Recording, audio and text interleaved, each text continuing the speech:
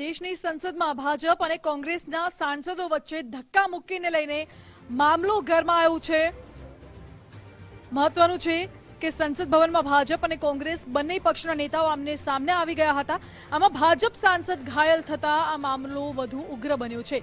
ભાજપનો રાહુલ ગાંધી પર ધક્કો મારવાનો આરોપ, જ્યારે સાંસદ મિતેશ પટેલે વિપક્ષ પર આકરા પ્રહાર કર્યા। आज संसद के अंदर जो कुछ हुआ उसे पूरे देश ने देखा और आलोचना उसकी की जा रही है। मितेश भाई पटेल जो गुजरात के आणंद से सांसद हैं वो भी वहीं पर मौजूद थे। धक्का किसने मारा, चोट किसको लगी और जिस तरह से अभी पूरा बवाल मचा हुआ है, मितेश भाई से समझने की कोशिश करते हैं। मितेश भाई, जो तस्वीरें निकलकर सामने आ रही हैं, सबसे पहले ऐसी तस्वीरों को आप कैसे देखते हैं? नमस्कार।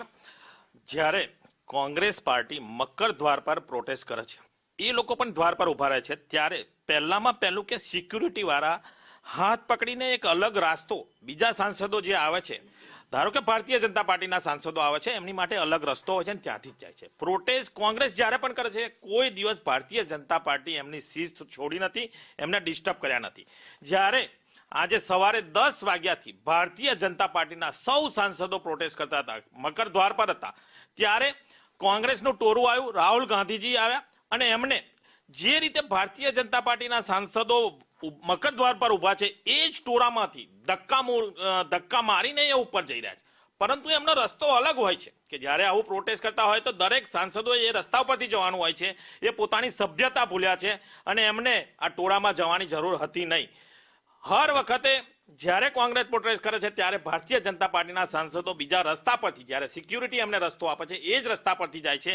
આ એમનું પોતાનું ભાન ભૂલી અને ટોળાની વચ્ચેથી ધક્કા મારીને, હું પણ ત્યાં આગળ હતો, હું નીચે હતો ને એમને પણ એ ધક્કા મારેલા છે, મેં ખુદ પોતે જોયેલા છે। આ રીતની એમને પોતે સભ્યતા જાળવી નથી એક સાંસદે, અને સાંસદ ઓપોઝિટ પાર્ટીના નેતા છે, એમને એટલું પણ હોવું જોઈએ કે આપણે કઈ સભ્યતાથી જવું જોઈએ, અને સભ્યતા એમને જાળવી નથી। क्या आप वहां से कितनी दूरी पर थे? क्योंकि राहुल गांधी कह रहे हैं किसी के पास सबूत हो तो दिखाए। क्या आपको भी धक्का मुक्की महसूस हुई? आपको भी धक्का लगा?